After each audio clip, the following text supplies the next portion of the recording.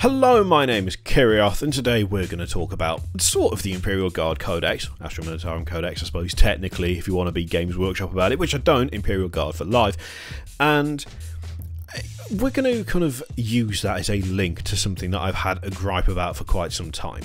This is probably going to be a bit of a shorter video than usual, just because I don't want to ramble on too much, because I do that normally anyway, but we don't actually need to this time, because it's a fairly concise subject, one which I'm sure many people will both agree and disagree with, not the same people, but it's something that's been brought to light, I think, by the Imperial Guard Codex. So I've been looking at various things, I've been looking at reviews, I've been looking at forum threads, I've been looking at discussions, I've been watching videos, and the general consensus seems to be that Imperial Guard are a little bit strong right now. The Codex has done wonders for them, to the point where they're pretty damn good. In fact, I've even seen people saying that they now don't want to play their Imperial Guard armies because it's too good. That's worrying, and that's bad. You do not want to do that to people, especially when half of the forces in 40k don't have their own codex yet to begin with, and they're still stuck on indexes. That's not promising, because then that introduces a whole lovely world of possible power creep, and them just making stuff way better than it should be, to deal with the fact that they've already made one faction way better than it should be. Not grand, not ideal, not exactly what you want. But it got me thinking. Say that all these people are right, and I have no reason to disbelieve them. So many people have come to a consensus about it being a little bit too powerful that I kind of find it hard to believe that all of them are wrong, especially when so many of the points are very similar. Say it's way too strong. It is just too strong. Games Workshop acknowledge, yeah, this is too strong. We need to do something about this. How exactly do they do that at the moment? Well, I will tell you. You can even see this on the Warhammer community website, where they list new FAQs for Codex, Death Guard, Codex Adeptus Mechanicus, and more, which they put up a couple of days ago. So there is, in fact, a list here, which is the Adeptus Mechanicus Codex, Death Guard, Index Chaos, Index Imperium 2. Available in a variety of languages, very, very helpful, thank you very much. And it is a PDF. A PDF what you download, presumably you can print it out if you like, or you can stick it on a device, and away you go. What does this actually mean in practice though? Well, what it clearly means, is that the actual model that they've chosen for codexes is not effective, it is not efficient, and it does not work. See, here is one of the big problems that people complained about for 7th edition, something that I saw so many times, especially Chaos players who had to take about 8 different books with them to places just to play an army effectively, and even then it wasn't even that effective because they had like 8 different books and it was all bollocks. So what you should have is your army. You have that, and then what else do you have? Well, you need your codex, obviously. Codexes are still paper. They are primarily still paper. They are still designed to be paper. Yes, you can get them electronically, but let's be honest, the electronic ones, apart from the like super fancy iPad editions, are not really any different from the paperback ones. And the paperback ones generally seem to be more popular, from what I've seen anyway, for what people have, you know, my very terrible sample size of going to various places and going, who buys the digital one? Actually, surprisingly, a number of people just still go for the traditional paperback codex. Not even as a collector's thing, but because, well, you just grab the book, you take it and you go. You don't have to worry about battery, you don't have to worry about any of that, which is fine. Except it's not really fine. It in fact isn't fine at all, because right now I'm looking at an FAQ for the Death Guard. So it's only one page, but it contains changes to page 96, page 98, page 102 of the Death Guard Codex. This is not part of the Codex. It makes changes to the Codex, but it's not part of the Codex. This is something you need to take with you along with the Codex, because this has got stuff in there that you need.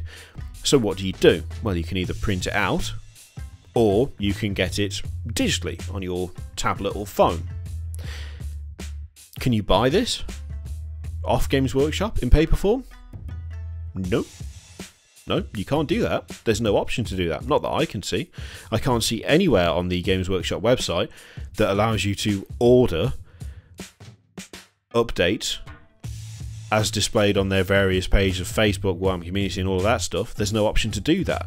There is no official channel by which you can buy a hard copy of the FAQ and errata changes. Now you might say, well, that makes sense. They're not going to print out one bit of paper and send it to you, are they? That'd be stupid. Well, it is and it isn't. Because they expect you to find a way to make this available.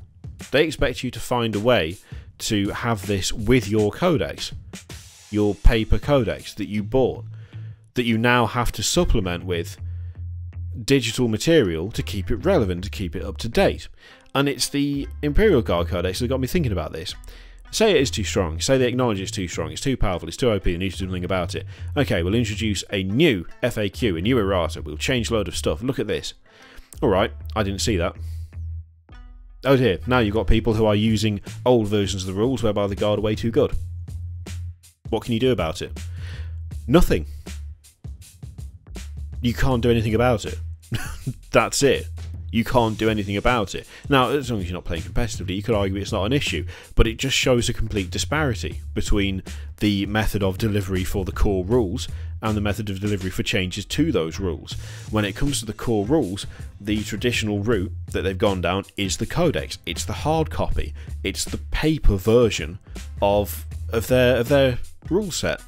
And yet, when it comes to changing those rules, because they rely so heavily on the paper versions of this thing, you kind of have to do a strange mix and match where people either need to print it out themselves, or they need to have it on their phone, or they need to have it on their tablet. There's no easy fix for an issue with a codex. There's no easy way to change what is in the codex. You could, after a certain batch, then switch it up, put in the changes into the codex itself, which is entirely possible. That could be done. I'll be honest, I don't know whether they already do that. I suspect that they don't. They should if they don't, but I'll be honest, it's Games Workshop. I have a suspicion that once it's there, especially since someone pointed out that there's still a typo from the Admet Codex that was in the Skitarii Codex from the last edition. It hasn't been changed, it's just been copy-pasted.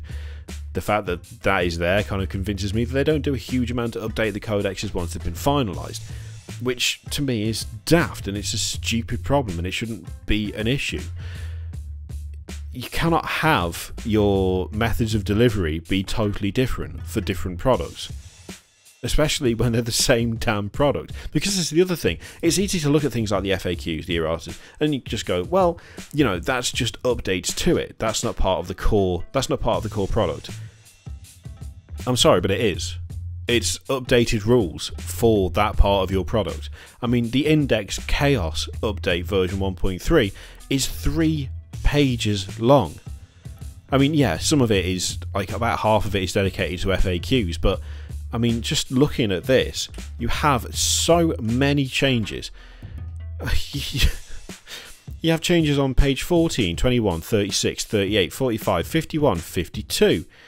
Where else? 57, 63, 69, nice, 75, 84, 80, 91, 120, 99, 98, oh, another one on 99, 105, 109. I mean, I'm sorry, but that's a significant portion of Index Chaos is wrong. It's just wrong. And yet you have to go and search out the answers. You have to go and search out the changes yourself. You have to find them yourself. You have to download them yourself. You have to print them yourself. Why? It doesn't make any sense to me.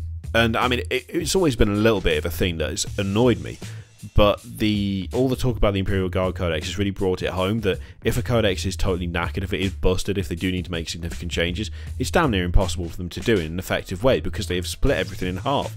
Because all of this stuff is digital only. You can't, I mean, why? Why is this not available in some sort of hard copy? Well, the answer is because it makes no sense to sell single sheets of paper. But if it makes no sense to sell updates to rules, why present your rules in such a fashion that the updates are not easily applicable to them? This is where my issue is. Now, yeah, codexes, they are, you know, they're popular and they're a way for people to get their stuff. And not everyone wants a digital copy of a codex. I get that. But I'll be honest, I think at this point Games Workshop need to just bite the bullet and accept that maybe, just maybe, endlessly going after that hard copy money, just going after Codex cash, is not the way forward. Provide people with digital copies. Provide people with digital copies and just accept the fact that they need to print them out. I mean, hell, you could print just the unit selection stuff. This is the other thing as well. I mean, the Age of Sigmar app is pretty damn good, to be honest with you. And I don't see any reason as to why the 40k stuff can't have something similar. I mean, when you cart a codex around so that you can look at your army and your unit profiles, are you going to the lore? Are you going to the artwork? Are you going to the detailed descriptions of what every single weapon is and where it was crafted? Are you going to the breakdown of the armour? Are you going to the bits where it shows you all these lovingly painted armies? No, you're looking at the back of the book where the unit profiles are, and you don't give a shit about the rest. Now, if you've got it on a phone, you could do it pretty easily as well. If you've got it on a tablet, you could do it pretty easily. You could just print them out. Plenty of people already do. If you have just digital and allow people to print stuff out if they want, then you can easily update this stuff. The erratas would be so much easier to implement because they would just be there. Just change the core thing. Make it part of an app. Update it on the regular, update the entries on the regular, and there you go, you've got your problem fixed. People aren't using different versions of different rules for different codexes and different indexes. It's just such a stupid problem. And if you really want to get that money, if you really want to get that stuff from hard copies, then by all means, sell codexes. Just don't put unit profiles in them. Or put unit profiles in and then write in big letters above them, these are sample, they are not to be used in game.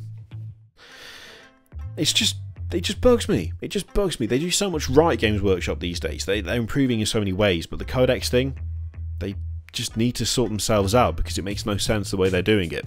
Especially when you look at how successful the Age of Sigmar stuff has been, and how I've not really seen anything in the way of complaints about how things like unit profiles are handled in Age of Sigmar. It just seems to be a lot easier, a lot quicker, and a lot less confusing.